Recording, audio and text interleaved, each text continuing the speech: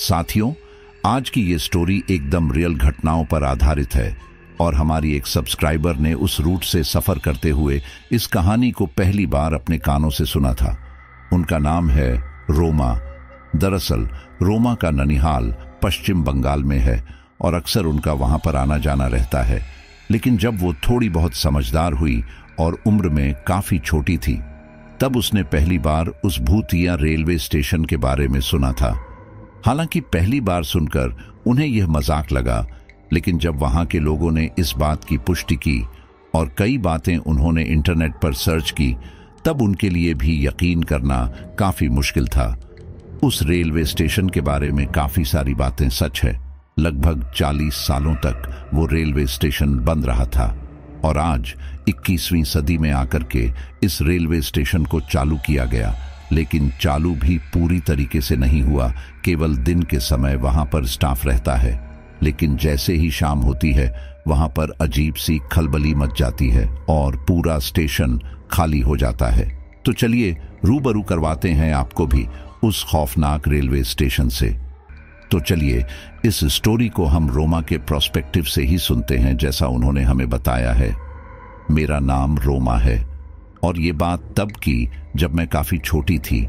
मेरी नानी का घर पश्चिम बंगाल में पड़ता है और साल में एक बार हम उनसे मिलने जरूर जाया करते थे।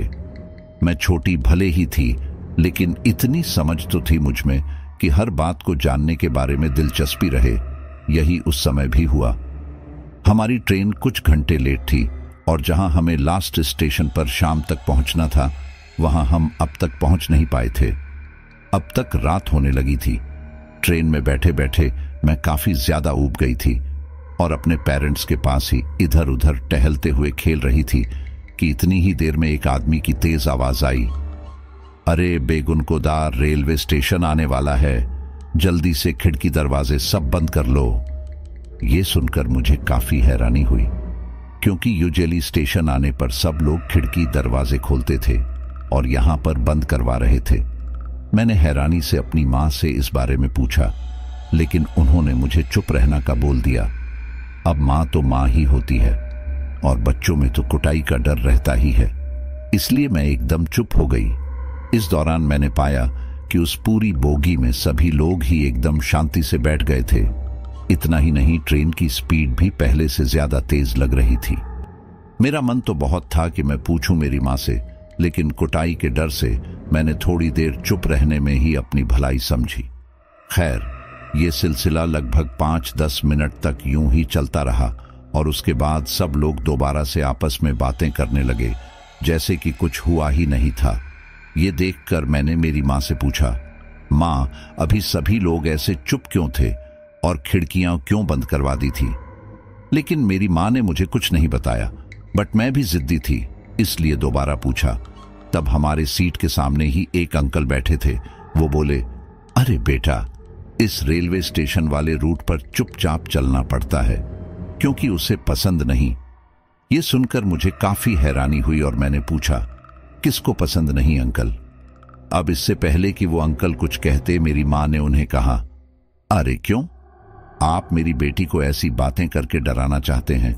वो अंकल बोले, बच्चों को आज नहीं तो कल पता चल ही जाता है, इसलिए बेहतर यही है कि उन्हें सारी बातें क्लियर रखो ताकि उनमें सही गलत की समझ रहे।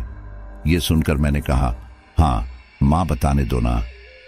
इसके आगे मेरी मां कुछ ना बोली और फिर उन अंकल ने बताना शुरू किया और उन अंकल ने मुझे जो बताया वो मैं आपको पुराने समय के फ्लैशबैक में जाकर एक्सप्लेन करती हूं। तो साल 1960 में पश्चिम बंगाल में बेगुनकोदार रेलवे स्टेशन बनने से आसपास के लोगों को काफी सुविधा हुई और आप समझ ही सकते हैं कि ये स्टेशन तब बना था, तब आने जाने के साधन बहुत ही कम हुआ करते थे। तो ऐसे में यह रेलवे स्टेशन लोगों के लिए काफी अच्छा रहा। डेली कई लोग उस स्टेशन पर आना जाना करते थे। उस इलाके में एक वही स्टेशन होने की वजह से वहां पर काफी चहल पहल भी रहती थी। उस समय सब कुछ बहुत अच्छे से चल रहा था वहां, लेकिन एक दिन वो हुआ जिसकी किसी ने कल्पना भी नहीं की थी। दरअसल हुआ यह कि रात के समय जब उस स्टेशन पर ज्यादा लोग नहीं हुआ करते थे, उस समय एक ट्रेन वहां आकर रुकी। उस ट्रेन में से कुछ यात्री बाहर निकले उन्हीं में से एक महिला भी थी। उस महिला ने सफेद साड़ी पहन रखी थी। शायद वह विधवा रही होगी, कुछ कह नहीं सकते, और उसके साथ भी कोई नहीं था। खैर, उस महिला की उम्र ज्यादा भी नहीं थी। ज्यादा से ज्यादा उसकी उम्र 30 या 35 रही होगी, इससे ज्यादा तो शायद नहीं रही होगी। उस महिला के पास एक पोटली भी थी, शायद उसके अंदर उसका सामान वगैरह रखा होगा। वो काफी कमजोर भी लग रही थी, शायद उसने काफी समय से कुछ खाया भी नहीं होगा। वो ट्रेन से उतरी और उतरकर पटरियों के रास्ते होकर जाने लगी, क्योंकि सामने जो एंट्रेंस था स्टेशन का थोड़ा दूर था, तो शायद इसलिए उसने पटरी से होकर जाने का रास्ता चुना होगा। वो महिला पटरी पर चल ही रही थी कि तभी अचानक वो महिला लड़खड़ाकर वहीं पटरी पर गिर पड़ी। उस समय ज्यादा लोग भी नहीं थे जो उसे संभाल सके, और वो महिला जिस हिस्से से जा रही थी वहां पर उस समय अंधेरा था, और 1960 के समय तो वैसे भी लाइट ज्यादा नहीं आती थी उस एरिया में, और स्टेशन के उस पटरी वाले हिस्से की तरफ तो उस समय ज्यादा लाइट भी नहीं थी, और वहां पर लोग भी नहीं थे, इसलिए किसी ने उसे वैसे नहीं देखा। अब यहां शायद वह औरत वही पटरी पर बेहोश हो गई थी, इसलिए वह उठ भी नहीं पाई। इसी दौरान वहां उस पटरी पर से एक ट्रेन गुजरी। वह महिला अभी भी उस पटरी बेहोश पड़ी हुई थी। उस महिला को बिल्कुल आवाज नहीं आ रही थी कि सामने से ट्रेन आ रही है। कुछ ही पलों में वो ट्रेन उस महिला के ऊपर से निकल गई। वो महिला उन पटरियों पर बीचों बीच ही थी, और उस ट्रेन ने उस महिला के ना जाने कितने टुकड़े कर दिए। कुछ रेलवे कर्मचारी लगभग सुबह के समय जब वहां आए तो पटरी पर उस महिला का क्षत विक्षत शव देखकर सकते में आ गए। उन लोगों ने इसके बारे में स्टेशन मास्टर को खबर दी, और स्टेशन मास्टर ने पास ही के पुलिस स्टेशन में इस बारे में सूचना दी। पुलिस ने महिला के शव को कब्जे में लेकर छानबीन की, लेकिन उन्हें पता नहीं चल पाया कि आखिर वो महिला कौन थी। उस महिला की पोटली भी चेक की गई, लेकिन उसके अंदर सिवाय कपड़ों के कुछ भी नहीं था। जब काफी समय तक भी उस महिला के बारे में कुछ पता नहीं चला और ना ही किसी ने उसके बारे में कोई खोज खबर ली, तो पुलिस ने इस केस को यही बंद कर दिया। अब यहां पर सब लोगों को ये एक सामान्य घटने लगी, और सब इसे जल्दी ही भूल भी गए, क्योंकि अक्सर रेलवे स्टेशन पर लोग सुसाइड करने के लिए आते हैं। सब लोगों को यही लगा कि हो ना हो यह महिला भी यहाँ पर इसी काम के लिए आई होगी, लेकिन असली खेल तो अब यहाँ से शुरू होने वाला था, और यह इतना खतरनाक होने वाला था कि इसकी वजह से आगे जो हुआ वह आप सुनकर यकीन भी नहीं करेंगे। इसी घटना के 2-3 दिन बाद एक रात वहां का स्टेशन मास्टर अपने केबिन में बैठा काम कर रहा था। आज उसे काम ज्यादा था, इसलिए वो अभी तक घर नहीं गया था, लेकिन ठीक इसी दौरान उसे केबिन के बाहर से किसी लड़की की आवाज आई।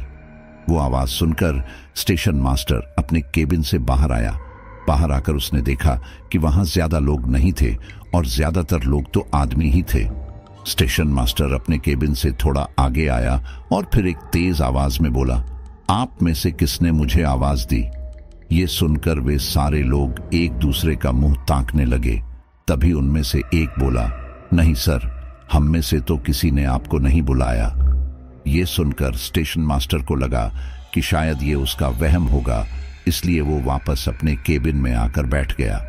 कुछ ही देर में वहां एक ट्रेन आई, और वहां बाहर बैठे लोग उस ट्रेन में बैठकर चले गए, और अब उस स्टेशन पर फिलहाल कोई नहीं था। 1960 के समय वैसे भी लोग रात के समय ना के बराबर ही सफर करते थे, क्योंकि उस समय आज के समय के जितनी सुविधाएं नहीं थी। ऊपर से उस स्टेशन की आसपास की जगह थोड़ी सुनसान भी थी, जिस वजह से वहां रात के समय लोग कम ही सफर करते थे। खैर, अब उस सुनसान स्टेशन पर वो स्टेशन मास्टर बिल्कुल अकेला था। अब आप सोच रहे होंगे कि स्टेशन मास्टर इतनी रात गया क्यों नहीं, तो मैं आपको बता दूं कि उस स्टेशन मास्टर को रेलवे की तरफ से उसी स्टेशन के पास ही रहने के लिए एक क्वार्टर दिया गया था। इसी वजह से उसने सोचा कि चलो पहले काम निपटा लूं, फिर अपने कमरे में चला जाऊंगा। ट्रेन जाने के बाद स्टेशन मास्टर वापस अपने केबिन में आकर काम करने लगा। उसे वहां पर काम करते हुए अभी 5 से 7 मिनट हुए होंगे कि तभी उसे बाहर से दोबारा से किसी लड़की की आवाज आई। स्टेशन मास्टर दोबारा से बाहर गया और आसपास देखा, लेकिन वहां कोई भी नहीं था। ये देखकर स्टेशन मास्टर दोबारा अपने केबिन में आ गया, लेकिन इस बार उसे कुछ गड़बड़ लगने लगी थी। इसलिए उसने अपने केबिन के दरवाजे के की होल से बाहर झांकने की कोशिश की, लेकिन उसे बाहर सब नॉर्मल लगा। थोड़ी देर बाद वो आवाज उसे दोबारा आई और इस बार वो स्टेशन मास्टर बाहर जाने की जगह उस केबिन के दरवाजे को ही हल्का सा खोलकर बाहर झांकने की कोशिश करने लगा। जब उसने उस दरवाजे से बाहर झांका तो हैरान रह गया, क्योंकि सामने मौजूद पटरी पर एक सफेद साड़ी वाली औरत टहल रही थी। उस औरत को देखकर उस स्टेशन मास्टर ने पहले तो अपनी आंखें साफ की, यह सोचकर कि कहीं उसे कोई वहम तो नहीं हो रहा, लेकिन फिर जब उसने दोबारा देखा तो पाया कि सच में ट्रेन की पटरी पर एक सफेद साड़ी वाली महिला थी। वो महिला देखने में साधारण महिला जैसी नहीं लग रही थी। उसके बाद खुले थे जो कि आगे की तरफ बिखरे हुए थे। सफेद साड़ी पर कहीं कहीं जगह पर लाल लाल धब्बे थे और वो धीमे धीमे कदमों से उन पटरियों पर चल रही थी। तभी अचानक वो महिला अपनी जगह पर रुकी। उसे रुकता देख स्टेशन मास्टर काफी ज्यादा घबरा गया।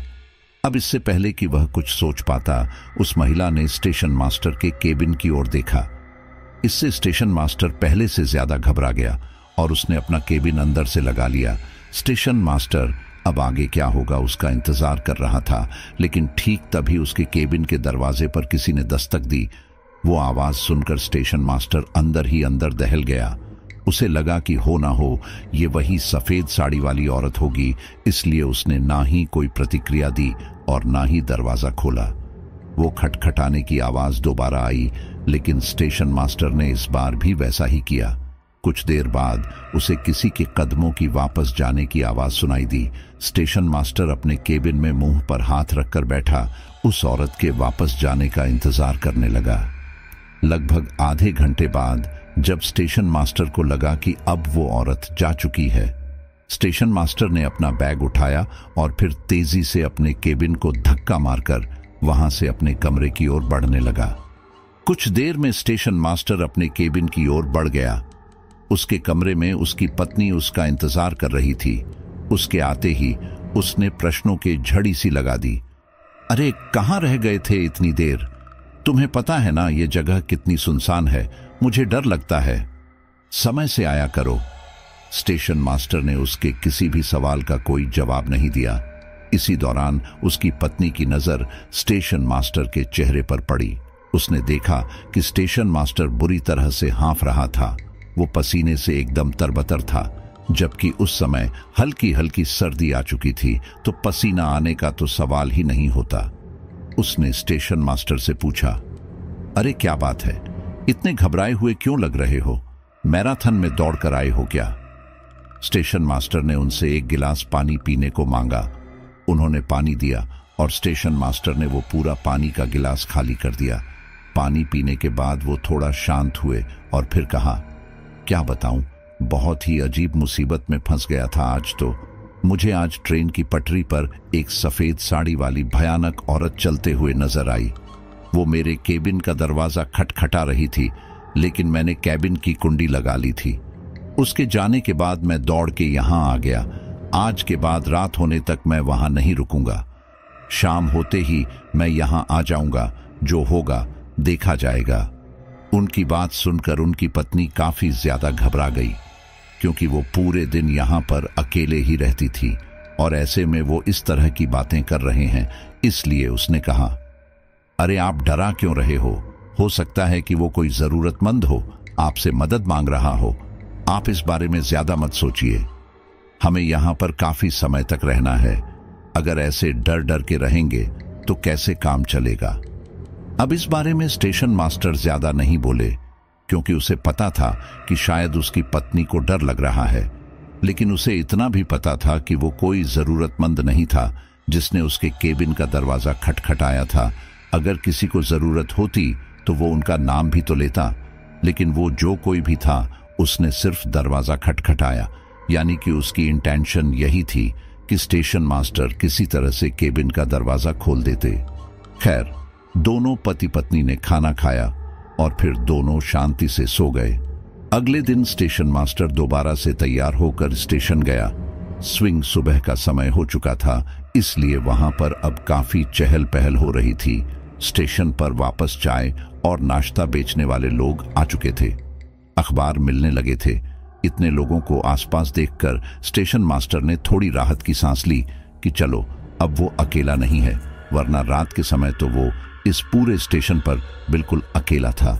खैर, स्टेशन मास्टर ने सोच लिया था कि वो कल की तरह तो बिल्कुल नहीं होने देगा और समय रहते अपना काम खत्म करके निकल जाएगा।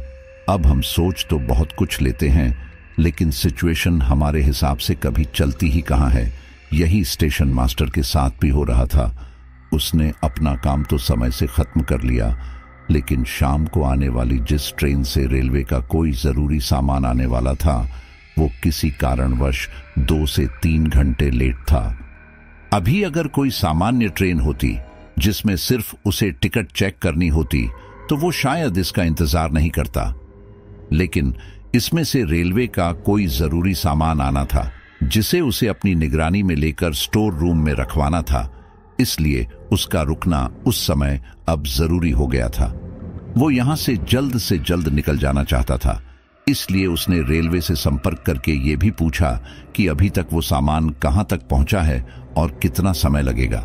लेकिन उसे जस्ट इतना ही पता चला कि ट्रेन 2 घंटे लेट हो चुकी है। शाम के 7-8 बजे थे और वहां पर ज्यादा भीड़ भी नहीं थी। भीड़ के नाम पर बस इक्का दुक्का रेलवे के लोग थे और वो भी बस जाने की तैयारी ही कर रहे थे। उन लोगों को एक एक करके जाता देखकर स्टेशन मास्टर को थोड़ी घबराहट होने लगी थी। वो नहीं चाहता था कि कल की तरह वो भयानक औरत दोबारा दिखाई दे, इसलिए उसने सोचा कि वो किसी तरह से इन लोगों को रोकेगा। इसलिए उसने उनमें से एक चाय वाले को रोककर चाय देने के लिए कहा। अब चाय वाला स्टेशन मास्टर को तो मना नहीं कर सकता था, क्योंकि उसे यहां पर काम करना था। उसकी रोजी रोटी यहीं से चलती थी और अगर उसने स्टेशन मास्टर को चाय देने से मना किया तो हो सकता है कि वो यहां काम ना कर पाए। इसलिए उसने चाय निकाली और स्टेशन मास्टर को चाय दे दी। चाय लेते ही स्टेशन मास्टर यहाँ वहां की बातें करते हुए उसे उलझाए रखने की कोशिश करने लगा, ताकि वो चाय वाला बातों में लगकर वहीं पर रुके। वो चाय बेचने वाला बंदा भी वहीं पर रुककर उनके साथ बातें करने में मशगूल हो गया। इस दौरान आसपास के सारे लोग एक एक करके जाने लगे, लेकिन चाय वाले ने और स्टेशन मास्टर ने इस ओर ज्यादा ध्यान नहीं दिया। चाय वाले को तो यह खैर पता ही नहीं था कि यहां पर क्या सीन चल रहा है। वही स्टेशन मास्टर इससे खुश था कि चलो कम से कम आज वो अकेला नहीं है, उसके साथ चाय वाला है, तो हो सकता है कि उसे कल की तरह वो औरत दिखाई न दे। वो दोनों वहां बातें कर ही रहे थे कि तभी उस चाय वाले की नजर पटरी पर दूर खड़े एक सफेद साए पर गई। उसे देखकर वो चाय वाला बोला, साहब, वो अजीब सी चीज क्या है जो पटरी पर खड़ी है? ये सुनकर स्टेशन मास्टर के चेहरे पर हवाइयां उड़ने लगी। उसे पसीने आने लगे। उसे पता चल चुका था कि ये सफेद सी चीज क्या है। उसने तेजी से उस चाय वाले को अपने साथ लिया और उसे लेकर अपने केबिन में बढ़ गया। चाय वाले को समझ नहीं आ रहा था कि आखिर ये करना क्या चाहता है। उसने स्टेशन मास्टर से पूछा, साहब, आप मुझे केबिन के अंदर क्यों ले जा रहे हो? आप बताते क्यों नहीं कि वो क्या है? लेकिन स्टेशन मास्टर बिना कुछ कहे उसे जल्दी से अपने केबिन के अंदर ले आया। केबिन के अंदर जाकर उसने दरवाजा लगाया और फिर धीमी आवाज में कहा, देखो, मेरी बात ध्यान से सुनो। ये सफेद सी चीज जो कुछ भी है ये खतरनाक हो सकती है, क्योंकि मैंने इसे पास से देखा है। ये कोई औरत है जो पटरी पर चलती है और मुझे नहीं पता वो ऐसा क्यों करती है, लेकिन मुझे नहीं लगता कि उसके पास चलना ठीक रहेगा, क्योंकि वो मुझे इंसान नहीं लग रही। यह सुनकर वो चाय वाला थोड़ा घबरा गया और गुस्से में बोला, जब आपको ये सब पता है तो आपने जानबूझकर मुझे यहां क्यों रोका? अरे, मेरे भी छोटे छोटे बच्चे हैं, घर पर पत्नी है। अगर मुझे कुछ हो गया तो उनका क्या होगा? स्टेशन मास्टर को पता था कि उसने गलत किया है। उसने अपने साथ साथ इस चाय वाले की जान को भी खतरे में डाल दिया है, इसलिए उसने उससे माफी मांगी। अब यहां पर आप लोग ये सोच रहे होंगे कि वो चाय वाला इतनी आसानी से उस स्टेशन मास्टर की बात कैसे मान गया। तो यहां मैं आपको बता दूं कि उस समय लोग किसी की भी ऐसी बात पर बहुत जल्दी मान लिया करते थे और अभी तो लोग बाल की खाल निकालने लग जाते हैं, लेकिन उस समय लोग सुनी सुनाई बातों पर बहुत आसानी से भरोसा कर लेते थे। केबिन में आकर वे दोनों काफी घबराए हुए थे। इसी दौरान वो स्टेशन मास्टर बोला, 1 घंटे में तुम यहां से निकल जाना। ये सुनकर वो चाय वाला गुस्से में बोला, इसकी क्या गारंटी है कि वो औरत मुझे आगे नहीं मिलेगी? मैं यहां से कहीं नहीं जाने वाला। अब जैसे तैसे यह रात कटे, उसके बाद तो कल सूरज ढलने के बाद मैं यहां आऊंगा ही नहीं, फिर चाहे दुनिया इधर की उधर हो जाए। इस पर स्टेशन मास्टर कुछ नहीं बोला। वो बस जल्दी जल्दी से ये समय बीतने का इंतजार करने लगा। वे दोनों ही उस केबिन में चुपचाप बैठे हुए थे कि तभी उनके दरवाजे पर किसी ने दस्तक दी। वो आवाज सुनकर वो दोनों पहले से ज्यादा घबरा गए, लेकिन उन्होंने इसके ऊपर कोई प्रतिक्रिया नहीं थी। ना ही बाहर की तरफ से कोई आवाज आई। कुछ देर बाद किसी ने दोबारा दरवाजा खटखटाया और फिर वो आवाज आनी बंद हो गई। ऐसा होते ही वो दोनों थोड़े शांत हुए और फिर अगले ही पल वो चाय वाला उठकर उस केबिन के दरवाजे के की होल से बाहर की ओर झांकने लगा। तब उसने देखा कि पटरी पर सफेद साड़ी में कोई महिला आगे की ओर जा रही थी। उस औरत की वेशभूषा से वो कोई सामान्य औरत तो लग नहीं रही थी, इसलिए वो चाय वाला घबराते हुए एक कोने में बैठ गया। वो दोनों न जाने कितनी देर तक केबिन में बैठे रहे। उन दोनों में से किसी की भी बाहर जाने की हिम्मत नहीं हो रही थी। लगभग 1.5-2 घंटे बाद स्टेशन मास्टर बोला, मुझे नहीं लगता कि अब वहां कोई खतरा है, हमें घर चलना चाहिए। ये सुनकर वो चाय वाला बोला, अरे तुम तो यहीं रहते हो, इसीलिए तुम तो यहां से बच के निकल जाओगे, लेकिन मेरा क्या होगा? मुझे तो यहां से जाने के लिए इस इलाके को और इस जंगल को पार करके जाना होगा। अगर उसने मुझे पकड़ लिया तो इसलिए मैं कहीं नहीं जाऊंगा, ना ही तुम्हें जाने दूंगा। स्टेशन मास्टर बोला, ठीक है, फिर तुम मेरे साथ मेरे क्वार्टर में चलो, वही सो जाना, क्योंकि यहां रहना ठीक नहीं है। हो सकता है कि वो रात में दोबारा आ जाए। उस चाय वाले को उसकी बात सही लगी और फिर वो दोनों जल्दी से उस केबिन से निकलकर स्टेशन मास्टर के क्वार्टर की तरफ बढ़ गए। क्वार्टर के दरवाजे पर पहुंचकर स्टेशन मास्टर दरवाजा खटखटाता है, लेकिन किसी ने दरवाजा नहीं खोला। फिर अगले ही पल स्टेशन मास्टर ने दोबारा दरवाजा खटखटाते हुए कहा, अरे भाग्यवान, ये मैं हूं, दरवाजा खोलो। ये सुनते ही उनकी पत्नी ने दरवाजा खोला और दरवाजा खोलते ही वह रोते हुए और बोली, मैं यहां नहीं रहना चाहती, यहां अजीब से साए घूमते हैं। स्टेशन मास्टर ने उन्हें शांत करवाया और पूछा कि आखिर हुआ क्या। तब उनकी पत्नी ने 1-8 घंटे पहले हुए वाकये के बारे में बताया, जो मैं आपको अपने शब्दों में बता रही हूं। स्टेशन मास्टर की पत्नी बार बार स्टेशन मास्टर के आने का इंतजार करते हुए कमरे से बाहर निकलकर आसपास के गलियारे में टहलते हुए वापस आ जा रही थी। उसे स्टेशन मास्टर की चिंता हो रही थी, क्योंकि उसने यहां उस अजीब सी सफेद साड़ी में किसी औरत के होने का दावा किया था। अब वो रेलवे स्टेशन ज्यादा बड़ा तो था नहीं, ठीक ठाक था। मतलब वहां पर स्टेशन के क्वार्टर में ज्यादा लोग नहीं थे, यानी ले देकर सिर्फ स्टेशन मास्टर और उनकी पत्नी ही थे, और कुछ स्टेशन पर काम करने वाले लोग होंगे जो अक्सर रात के समय वहां नहीं रहते थे। यानी कि उस पूरे क्वार्टर में स्टेशन मास्टर की पत्नी अकेली थी और स्टेशन मास्टर की बातों ने उन्हें डरा दिया था। उन्हें कमरे में अकेले बैठे बैठे डर लग रहा था, इसलिए वो बाहर आकर थोड़ा टहल रही थी और थोड़ा दूर जाकर आसपास लोगों को चलता हुआ देखकर उन्हें कुछ राहत मिलती। कुछ देर बाद वहां आसपास लोगों का चलना फिरना भी बंद हो गया। अब उस पूरे इलाके में स्टेशन मास्टर की पत्नी बिल्कुल ही ज्यादा अकेली थी। वो वहां चल रही थी तो उनकी नजर सामने मौजूद पटरियों पर पड़ी। उन्हें एक सफेद सी आकृति धीरे धीरे चलते हुए इस तरफ आती दिखाई दी।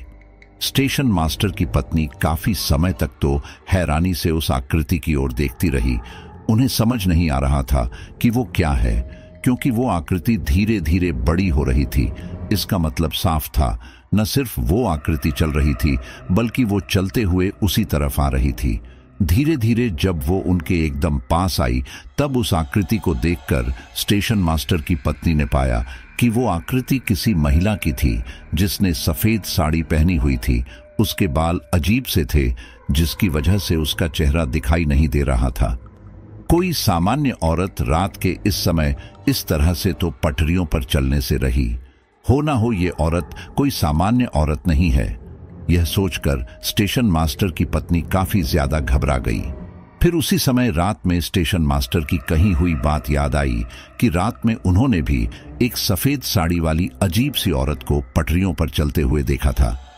वो याद करके और अपने सामने पटरियों पर उस सफेद साड़ी वाली औरत को चलता देखकर स्टेशन मास्टर की पत्नी को पता चल गया कि इसमें अब कोई दो राय नहीं है कि वो और ये औरत एक ही है, और हो ना हो ये कोई भूत प्रेत टाइप का कुछ है। स्टेशन मास्टर की पत्नी दौड़कर वापस अपने क्वार्टर में आई और जल्दी से खिड़की और दरवाजे सारे लगा लिए ताकि सफेद साड़ी वाली औरत उनके पीछे ना पड़ जाए। अपने क्वार्टर में आकर स्टेशन मास्टर की पत्नी एकदम निश्चिंत थी कि वो यहाँ पर सुरक्षित है। वो दरवाजा लगाकर अपने बिस्तर पर बैठ गई और अपने पति को याद करने लगी कि वो बस इस समय यहाँ ना आए, जहाँ है वहीं रहे। वो ये सब सोच ही रही थी कि तभी किसी ने उसके क्वार्टर का दरवाजा खटखटाया। वो आवाज सुनकर स्टेशन मास्टर की पत्नी पहले से ज्यादा घबरा गई, लेकिन उसने कोई आवाज नहीं दी। अगले ही पल दोबारा से किसी ने दरवाजा खटखटाया, लेकिन इस बार भी स्टेशन मास्टर की पत्नी ने कोई प्रतिक्रिया नहीं दी, क्योंकि अगर बाहर स्टेशन मास्टर होता तो आवाज भी देता। लेकिन यहां तो किसी भी तरह की कोई आवाज ही नहीं आ रही थी। इसका मतलब साफ था कि शायद वो औरत यहां आई है। जब स्टेशन मास्टर की पत्नी ने इस बार भी दरवाजा नहीं खोला तो कोई दरवाजा बुरी तरह से पीटने लगा। लगभग 5 से 7 मिनट तक कोई बाहर से वह दरवाजा पीटता रहा। उसके बाद वो जो कोई भी था वहां से चला गया, लेकिन उनके जाने के बाद भी स्टेशन मास्टर की पत्नी ने दरवाजा नहीं खोला। उसने सोच लिया था कि अब जब तक स्टेशन मास्टर नहीं आते हैं वो दरवाजा नहीं खोलेंगी। तो ये पूरा वाकया स्टेशन मास्टर की पत्नी ने उन्हें बताया। अब स्टेशन मास्टर को पता चल चुका था कि वो जो कोई भी औरत है उसको पता चल चुका है कि उनके साथ साथ उनकी पत्नी भी यहीं पर है। इसीलिए उन्होंने कहा, तुम चिंता मत करो, मैं कल ही बात करता हूं और अपना यहां से ट्रांसफर ले लूंगा। हम लोग ऐसी जगह नहीं रहेंगे और जब तक ट्रांसफर नहीं हो जाता मैं शाम होते ही यहां आ जाऊंगा। भाड़ में गए सारे काम। थोड़ी देर बाद उन्हें ट्रेन की आवाज सुनाई थी। वो आवाज सुनकर स्टेशन मास्टर बोला, लगता है वो ट्रेन आ गई जिसमें से रेलवे का कोई सामान आना था। मैं वो सामान ले जाकर रखवा देता हूं, लेकिन तुम लोग तब तक दरवाजा लगाकर रहो। स्टेशन मास्टर की पत्नी बोली, मुझे अकेले यहां पर डर लगता है, मैं भी आपके साथ ही चलूंगी। अभी ट्रेन में से कुछ लोग उतरेंगे, जब लोग रहेंगे तो कम से कम डर कम लगेगा। स्टेशन मास्टर को यह बात सही लगी और फिर वो उनकी पत्नी और उस चाय वाले के साथ ट्रेन की तरफ बढ़ गए, क्योंकि चाय वाला भी वहां अकेला नहीं रहना चाहता था। और ये सब सुनने के बाद तो बिल्कुल भी नहीं। खैर, ट्रेन आई और ट्रेन में से थोड़ा बहुत सामान जो भी रेलवे का था वो उतार कर स्टेशन मास्टर ने रखवाया और फिर उसी दौरान वो ट्रेन वहां से चली गई। उस ट्रेन में से कोई भी स्टेशन पर उस समय नहीं उतरा। खैर, इन सब के बाद स्टेशन मास्टर ने अपना केबिन लॉक किया और फिर दोबारा अपने क्वार्टर की तरफ आ गए। उन लोगों ने जैसे तैसे वो रात काटी और फिर सुबह होते ही उन्होंने रेलवे से अपने तबादले की बात की। उन्हें पता था कि अगर उन्होंने यहां पर भूत होने की बात की तो कोई उनकी बात पर भरोसा तो नहीं करेगा, लेकिन उसे पागल जरूर कहेंगे। इसलिए उन्होंने कहा कि यह सुनसान रेलवे स्टेशन है, आसपास ज्यादा कुछ साधन भी नहीं है, हमें रहने में दिक्कत हो रही है, इसलिए कुछ ऐसी जगह पर मेरी बदली करवा दो जहां पर कम से कम थोड़ी बहुत भीड़ भाड़ हो। अब आप लोग समझ ही सकते हैं कि सरकारी काम में कितना समय लगता है, तो स्टेशन मास्टर की इस अपील पर भी सुनवाई कितने समय में होने वाली थी, ये आप समझ ही सकते हैं। स्टेशन मास्टर की पत्नी इन सब से इतनी ज्यादा घबरा गई थी कि वो दोपहर होते ही अपने पति के साथ उनके केबिन में आकर बैठ जाती थी, क्योंकि वो अपने क्वार्टर में नहीं रहना चाहती थी। स्टेशन मास्टर भी जल्दी जल्दी अपना काम निपटाकर अपने क्वार्टर में चला जाता था। लेकिन इस दौरान उस चाय वाले ने वहां आसपास सभी लोगों को ये बात बता दी कि आधी रात में यहां पर एक सफेद साड़ी वाली औरत घूमती है। ये सब सुनकर वहां पहले ही जो लोग आते थे उन लोगों का आना जाना पहले से और कम हो गया। अब ज्यादातर लोग जो वहां से नियमित सफर करते थे वो भी इससे पीछे वाला जो एक स्टेशन था उससे आना जाना प्रेफर करने लगे, ये सोचकर कि चलो कम से कम यहां पर वो सफेद साड़ी वाली औरत तो नहीं मिलेगी। रेलवे स्टेशन पर ज्यादा लोग नहीं आते थे तो वहां ज्यादा काम भी नहीं होता था, इसीलिए स्टेशन मास्टर अपना काम खत्म करके जल्दी से अपने क्वार्टर में चला जाता था। इसी दौरान आने वाले कुछ दिनों में दोबारा से रेलवे का कुछ जरूरी सामान वहां आया जिसे स्टेशन मास्टर को रखवाना था। वो सामान 7-8 बजे आना था। उस समय सर्दियों का मौसम था तो रात भी जल्दी हो जाती थी। स्टेशन मास्टर अपनी पत्नी के साथ अपने केबिन में बैठकर सामान आने का इंतजार करने लगे। इस दौरान वो दोनों बातें करते करते केबिन से बाहर आ गए। उस समय रात जरूर हो गई थी, लेकिन बस 7:30 बज रहे होंगे और कभी भी उन्होंने इस समय वह सफेद साड़ी वाली औरत को फिलहाल तो नहीं देखा था, इसलिए वो निश्चित थे कि वो नहीं आएगी। वहीं दूसरी तरफ स्टेशन पर इक्का दुक्का ही लोग होंगे, वो भी सिर्फ चाय पकौड़े वाले ही थे जो कि बस अपना सामान पैक करके जाने की तैयारी में ही थे। खैर, वहां सब लोग अपने अपने काम में लगे हुए थे कि इसी दौरान उन्हें ट्रेन की आवाज सुनाई थी। उस ट्रेन की आवाज ने वहां मौजूद सारे लोगों का ध्यान अपनी तरफ खींचा और सब लोग उस आवाज की दिशा में देखने लगे जहां से ट्रेन आ रही थी। जब उन लोगों ने उस तरफ देखा तो सभी की आंखें हैरानी से फटी की फटी रह गई, क्योंकि जिस पटरी पर ट्रेन आ रही थी उसके बाजू वाली पटरी पर एक सफेद साड़ी वाली महिला दौड़ रही थी।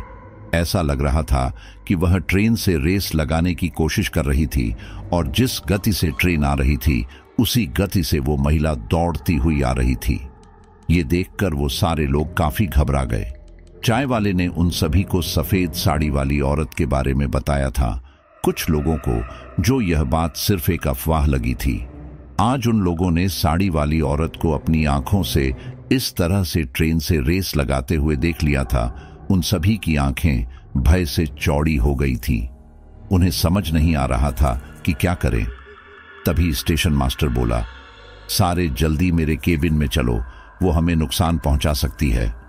ये सुनकर सब लोगों ने अपना अपना सामान वहीं छोड़ा और जल्दी से सारे लोग स्टेशन मास्टर के केबिन में चले गए। स्टेशन मास्टर और उसकी पत्नी भी जल्दी से केबिन के अंदर आए और उन्होंने अंदर से वो केबिन का दरवाजा लगा लिया। वो सारे डर से कांप रहे थे क्योंकि ये कोई साधारण दृश्य नहीं था। उन लोगों को ट्रेन की आवाज धीरे धीरे पास आती सुनाई दे रही थी। इसके साथ ही उन्हें ये भी पता था कि उस ट्रेन के बाजू वाली पटरी पर वो सफेद साड़ी वाली औरत भी दौड़ रही है। कुछ देर में वो ट्रेन वहां से होते हुए निकल गई। शायद उस ट्रेन को यहां स्टेशन पर नहीं रुकना था। स्टेशन मास्टर ने की होल से बाहर की तरफ झांका कि कहीं वो सफेद साड़ी वाली औरत तो बाहर नहीं है, लेकिन जब उन्होंने बाहर झांका तो हैरान रह गए कि वो सफेद साड़ी वाली औरत उसी केबिन के आसपास घूम रही थी। उनकी पत्नी ने उनसे इशारे में पूछा कि आखिर बात क्या है। तब उन्होंने बाहर का इशारा किया। ये देखकर उनकी पत्नी ने भी उसकी होल से बाहर झांका तो देखा कि बाहर वही औरत खड़ी थी। ये देखकर वो भी काफी ज्यादा घबरा गई। सब लोग काफी ज्यादा घबरा चुके थे और अब वो लोग वहां से बाहर भी नहीं निकल सकते थे। इसीलिए उन लोगों ने वो पूरी रात वही डर के साए में काटी। लगभग सुबह के समय वो औरत वहां से गायब हो गई। ऐसा होते ही सारे लोग उस केबिन से बाहर आए और फिर उन सभी लोगों ने अपना अपना सामान उठाया और घबराते हुए वहां से चले गए। वही स्टेशन मास्टर और उनकी पत्नी वहां से वापस अपने क्वार्टर में आ गए। क्वार्टर में आकर वो बैठे ही थे कि तभी उनकी पत्नी बोली, आखिर कितने दिन हमें ऐसे बैठना पड़ेगा? हम ऐसे डर डर के तो यहां रह नहीं सकते। क्या पता लगता है कि कल को वह हम में से किसी को मार डाले। या तो तुम जल्दी से ट्रांसफर ले लो या फिर नौकरी छोड़ दो। नौकरी जान से बढ़कर तो नहीं है ना। यहां पर उनकी पत्नी की बात थी तो सही, लेकिन यहां पर स्टेशन मास्टर को नौकरी का मोह था, क्योंकि ये समय 1967 का था और ऐसे समय में किसी के पास सरकारी नौकरी होना बहुत बड़ी बात थी। इसलिए उन्होंने सोचा कि इस बारे में सच सच बताकर ट्रांसफर ही करवा लो। खैर, अगले दिन स्टेशन मास्टर ने दोबारा से रेलवे में कांटेक्ट किया और उनसे कहा कि इस स्टेशन पर किसी औरत का भूत घूमता है और वह हमें परेशान करता है, इसलिए मैं चाहता हूं कि मेरा यहां से ट्रांसफर किया जाए। अब यहां पर जो आप सोच रहे हैं वही हुआ। स्टेशन मास्टर की इस बात को सिर्फ उनके मन का वहम बताया गया, इसलिए उन्होंने इस बारे में कोई एक्शन नहीं लिया। वैसे भी लोग अपनी आंखों से जब तक नहीं देख लेते वह किसी बात को कहां मानते हैं। यह सुनकर स्टेशन मास्टर की पत्नी को काफी गुस्सा आया और उन्होंने कहा, ये नौकरी ही छोड़ दो, गांव जाकर खेती बाड़ी कर लेंगे, क्योंकि यहां मरने से तो अच्छा ही है ना ये। तब स्टेशन मास्टर बोले, देखो, बात को समझने की कोशिश करो, मैं यह नौकरी नहीं छोड़ सकता। मैंने बहुत मेहनत की, तब जाकर मुझे ये नौकरी मिली है और मैं अपनी सारी मेहनत पर यूं ही पानी नहीं फेर सकता। इसका कोई ना कोई समाधान हम निकालते हैं। एक काम करते हैं, मैं किसी तांत्रिक बाबा का पता करता हूं, तो वह कुछ करके हमें इस मुसीबत से निकाल लेगा, लेकिन मैं यह नौकरी नहीं छोड़ने वाला। मैं कोशिश कर रहा हूं कि मेरा ट्रांसफर हो जाए, लेकिन उसमें थोड़ा समय लगेगा, लेकिन तब तक धीरज बनाए रखो। एक काम करता हूं, मैं गांव से मां को बुला लेता हूं, वह यहां तुम्हारे साथ रहेंगी तो तुम्हें भी ज्यादा डर नहीं लगेगा। ये बोलकर स्टेशन मास्टर ने अपने घर पर एक चिट्ठी लिखी और लिखा कि आपकी बहुत याद आ रही है, आप कुछ महीने हमारे पास रहने आ जाइए। अब स्टेशन मास्टर ने चिट्ठी लिखकर पोस्ट तो कर दी थी, लेकिन उसे पहुंचने में समय भी लगा था और चिट्ठी मिलने के बाद वह यहां के लिए आएंगे उसमें भी समय लगता। इसलिए स्टेशन मास्टर तब तक इस बात का कोई परमानेंट सॉल्यूशन ढूंढ रहा था। इसके लिए उन्होंने आसपास काम करने वाले लोगों से पूछा। तब उन्होंने उसे एक बंगाली बाबा के बारे में बताया।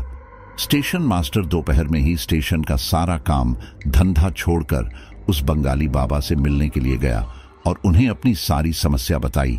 बंगाली बाबा अपना सारा जरूरी सामान लेकर स्टेशन मास्टर के साथ उस स्टेशन पर आए और इन सब में अब तक शाम होने को आई थी। स्टेशन पर आकर वो बंगाली बाबा बोले, यहां से मुझे बहुत ही ज्यादा तेज नकारात्मक ऊर्जा महसूस हो रही है। वह ऊर्जा बहुत शक्तिशाली है, मुझे नहीं लगता कि मैं उसका कुछ कर सकता हूं। हाँ, अगर हम उससे बात करके यह पता लगा सके कि उसे क्या चाहिए तो हम शायद उससे छुटकारा पा सकें, क्योंकि ज्यादातर भटकती आत्माएं अपने किसी खास मकसद के लिए भटकती हैं और एक बार उनका वह मकसद पूरा हो जाए तब वह हमेशा हमेशा के लिए इस चक्र से आजाद हो जाती हैं। हम लोग यह करके देख सकते हैं। स्टेशन मास्टर इसके लिए मान गया और फिर उन लोगों ने सभी लोगों के जाने के बाद उस वीरान स्टेशन पर एक तांत्रिक क्रिया करनी शुरू की। रेलवे स्टेशन पर उस तांत्रिक की अजीबोगरीब मंत्रों के उच्चारण की आवाज गूंज रही थी, जो वातावरण को और भी ज्यादा भयानक बना रही थी। कुछ देर बाद उन तीनों को एक ट्रेन की आवाज आती सुनाई दी। उस आवाज को सुनकर स्टेशन मास्टर की पत्नी घबराते हुए बोली, लगता है कल की तरह वह ट्रेन आ रही है। अगर उसके साथ साथ वह औरत भी आई तो? स्टेशन मास्टर बोले, चिंता मत करो, हमारे साथ बाबा हैं तो वह हमें नुकसान नहीं पहुंच पाएगी। यह सुनकर स्टेशन मास्टर की पत्नी कुछ न बोली, लेकिन उसे अंदर ही अंदर एक अजीब सा डर लग रहा था। उसे ऐसा लग रहा था कि जैसे कुछ भयानक होने वाला है। खैर, वो उनके साथ उस तांत्रिक क्रिया में बैठी रही, लेकिन उसका ध्यान बार बार उस आती हुई ट्रेन की तरफ जा रहा था। थोड़ी देर बाद जब स्टेशन मास्टर की पत्नी का ध्यान वापस उस ट्रेन पर गया तो उसने पाया कि उस ट्रेन के साथ आज वह औरत नहीं भाग रही है। यह देखकर उसने राहत की सांस ली। थोड़ी देर बाद वहां की हवा गाढ़ी होने लगी और फिर धीरे धीरे वहां पटरी पर सामने की तरफ ही वही सफेद साड़ी वाली भयानक महिला खड़ी थी। उस महिला को देखकर स्टेशन मास्टर और उनकी पत्नी दोनों ही काफी ज्यादा घबरा गए थे। लेकिन इसी दौरान वह तांत्रिक बोला, हमारी तुमसे कोई जाति दुश्मनी नहीं है, लेकिन हम जानना चाहते हैं कि तुम इस स्टेशन पर ऐसे क्यों भटक रही हो। अगर तुम्हें किसी चीज की जरूरत है तो तुम हमें बताओ। अगर हमारे बस में हुआ तो हम वह तुम्हें दिलाने का जरूर प्रयास करेंगे।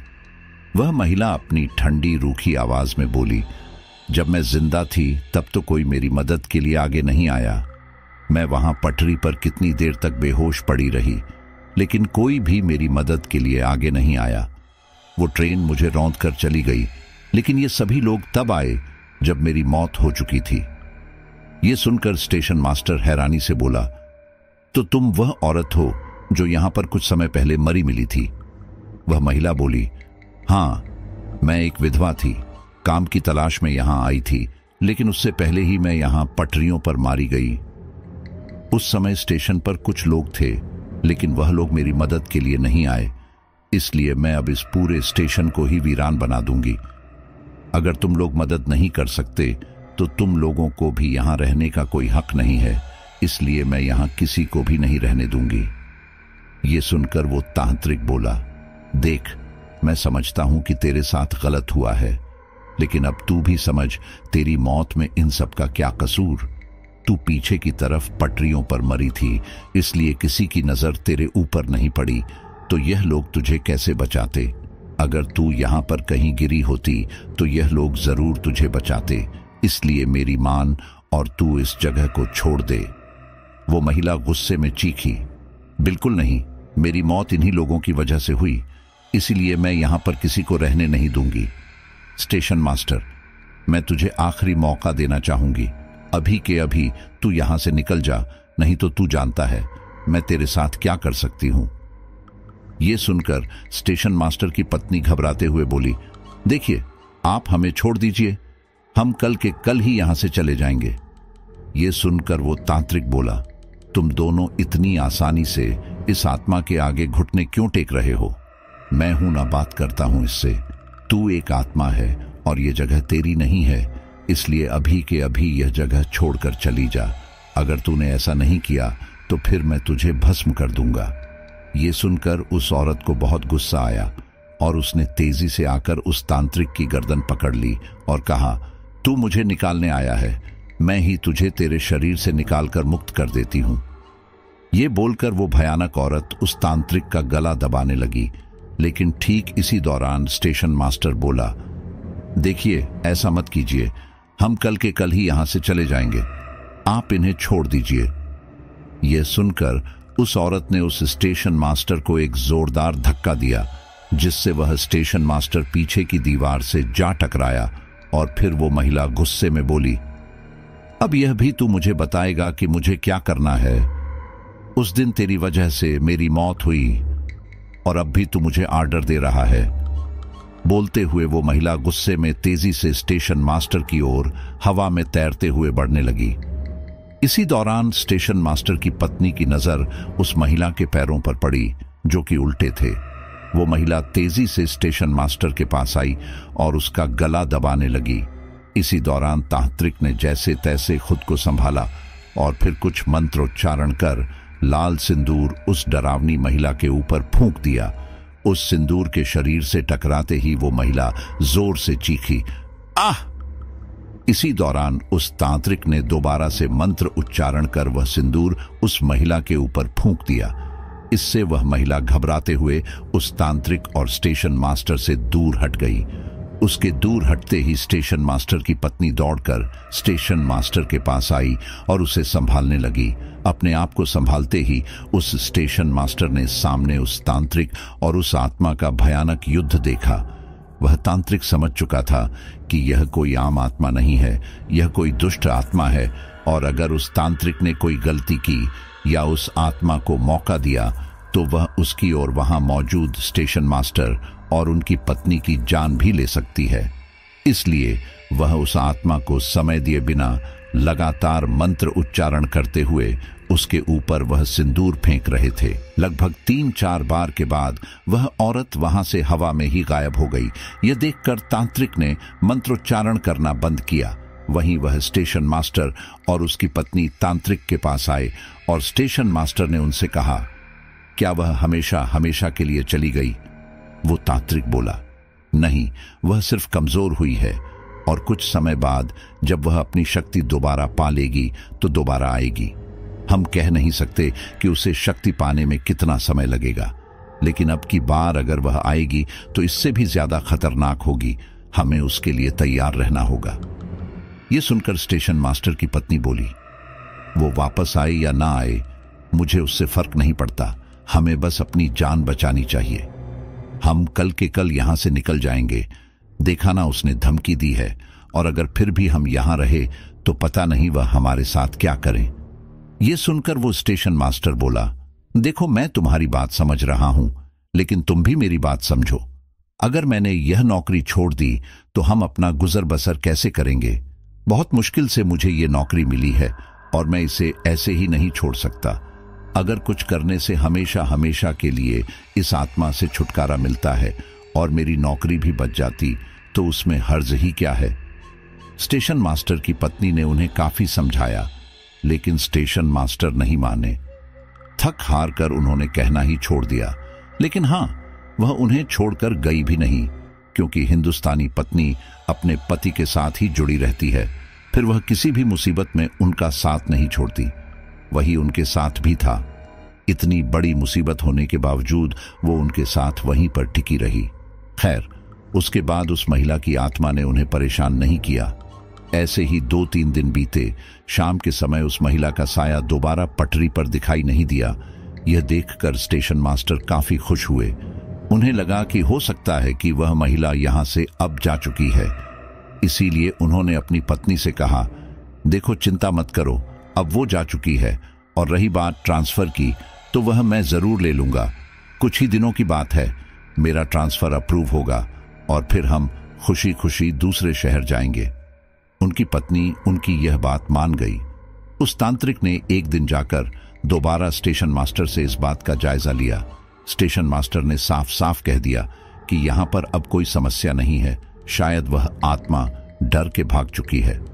इस बात को 8-9 दिन हो चुके थे, इसलिए तांत्रिक को भी यही लगा कि हां, शायद वह आत्मा यहां से डरकर भाग चुकी है, इसलिए चिंता की कोई बात नहीं। इसलिए वह भी निश्चिंत होकर चला गया, और उसके बाद ना उस तांत्रिक ने वहां की कोई खबर ली और ना ही स्टेशन मास्टर ने उन्हें बताना कुछ जरूरी समझा, क्योंकि बताने लायक कुछ था ही नहीं। खैर, इसी घटना के लगभग 15 दिनों बाद जब स्टेशन मास्टर अपने क्वार्टर में सो रहे थे, तब किसी ने उनके क्वार्टर का दरवाजा खटखटाया। वो आवाज सुनकर स्टेशन मास्टर और उनकी पत्नी दोनों ही उठ बैठे। स्टेशन मास्टर ने आवाज दी, कौन है बाहर? बाहर से उसी महिला की भयानक रूह कंपा देने वाली आवाज आई, क्यों स्टेशन मास्टर, जब तुम दोनों को बोला था कि यहां से चले जाओ, तब भी तुम लोग यहां पर क्यों टिके हुए हो? वो आवाज सुनकर स्टेशन मास्टर की पत्नी काफी ज्यादा घबरा गई और अपने पति से गुस्से में बोली, देखा, मैंने तुमसे कहा था ना कि यहां से जल्दी जल्दी निकल लेते हैं, लेकिन तुमने मेरी बात नहीं मानी और आज तुम्हारी वजह से हम इस मुसीबत में दोबारा फंस गए हैं। अपनी पत्नी की बात सुनकर वह स्टेशन मास्टर कुछ न बोल सका, क्योंकि गलती तो उन्हीं की थी। और फिर अगले ही पल उनकी पत्नी बोली, देखिए, हमें माफ कर दीजिए, हम कल की कल यहां चले जाएंगे। इन्होंने मेरी बात नहीं मानी, लेकिन मैं वादा करती हूं हम यहां नहीं रहेंगे, हम कल के कल यहां से चले जाएंगे। वो औरत बोली, मुझे तुम्हें जितना मौका देना था वह मैंने दे दिया है, लेकिन इसके बावजूद तुमने मेरी बात नहीं मानी, तो अब मैं तुम्हें कोई मौका नहीं देने वाली। अब तुम्हारी गलती से बाकी लोग सबक लेंगे और यहां आने से पहले 10 बार सोचेंगे। ये बोलकर वह दरवाजा बुरी तरह से खटखटाना लगी। वह इतनी बुरी तरह से दरवाजा खटखटा रही थी जैसे कि दरवाजा टूट ही जाएगा। ये देखकर स्टेशन मास्टर की पत्नी काफी ज्यादा घबरा गई और वह बोली, देखिए, ऐसा मत कीजिए, आप चाहे तो हम अभी यह जगह छोड़कर चले जाएंगे, लेकिन प्लीज हमें मत मारिए। उनके इतना रोने गिड़गिड़ाने के बाद भी उस महिला ने कोई जवाब नहीं दिया। वहीं कुछ ही देर में उसने वो दरवाजा तोड़ ही डाला। दरवाजा टूटते ही वो महिला अंदर की ओर आई और फिर इसके कुछ देर बाद वहां के उस सुनसान स्टेशन पर स्टेशन मास्टर और उसकी पत्नी की चीख गूंज उठी। ये आखिरी चीख थी जो वहां गूंजी थी। इसके बाद वहां किसी भी तरह की कोई आवाज नहीं आई। सुबह जब आसपास लोग जमा हुए तो स्टेशन मास्टर को न पाकर रेलवे के कर्मचारी स्टेशन मास्टर के क्वार्टर में गए और वहां पर उन्होंने खून से लथपथ स्टेशन मास्टर और उनकी पत्नी के शव देखे वो शव देखकर वहां मौजूद सभी लोगों में खुसूर फुसूर होने लगी कि हो ना हो इन दोनों को उस आत्मा ने ही मारा है। उन दोनों के मर्डर की काफी छानबीन हुई, लेकिन कुछ खास सुराग हाथ नहीं लगा, इसलिए ये केस बंद कर दिया गया। लेकिन लोग इन सब से इतने ज्यादा घबरा गए थे कि उन्होंने उस स्टेशन पर आना जाना लगभग ना के बराबर कर दिया।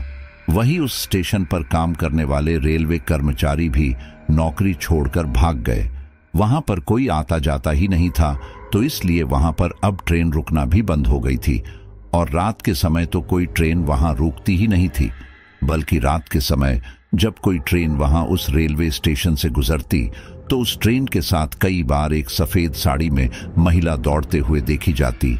कई बार वो असाधारण फुर्ती के साथ दौड़ते हुए ट्रेन से आगे भी निकल जाती। इन सबसे लोगों में डर का माहौल बन गया था, इसीलिए रात के समय वह स्टेशन आने से पहले ट्रेन की रफ्तार बढ़ा दी जाने लगी और यहां तक कि लोग अपनी ट्रेन में खिड़की दरवाजे सब लगाकर रखने लगे ताकि उस महिला का साया ट्रेन के अंदर ना आ जाए। इस दौरान सब लोग एकदम शांति से भी बैठते थे। कुछ ही समय में वहां की सरकार ने इन सब की वजह से वो स्टेशन बंद करवा दिया। ये सुनकर मुझे काफी ज्यादा हैरानी हुई कि यह कैसे पॉसिबल है कि एक अफवाह की वजह से पूरा का पूरा स्टेशन ही बंद करवा दिया जाए। खैर, उस समय तो मैंने सिर्फ इसे कहानी मान लिया था, लेकिन कुछ समय पहले जब मैंने इस स्टेशन के बारे में गूगल पर सर्च किया तो मुझे पता चला कि सच में ये स्टेशन बंद हुआ था और ये लगभग 40 सालों तक बंद रहा था। सन 2009 में ममता बनर्जी ने इस स्टेशन को दोबारा खुलवाया, लेकिन अब भी लोग इस स्टेशन पर आने से कतराते हैं। लोग यह चाहकर भी भूल नहीं पाते कि लगभग 50 साल पहले यहां पर क्या हुआ था। लेकिन जिसको ज्यादा जरूरी होता है वो यहां से कभी कभार सफर कर लेते हैं, लेकिन यहां पर अब पहले जितनी चहल पहल नहीं होती। इसी के साथ ही रात में आज भी कोई ट्रेन यहां नहीं रुकती।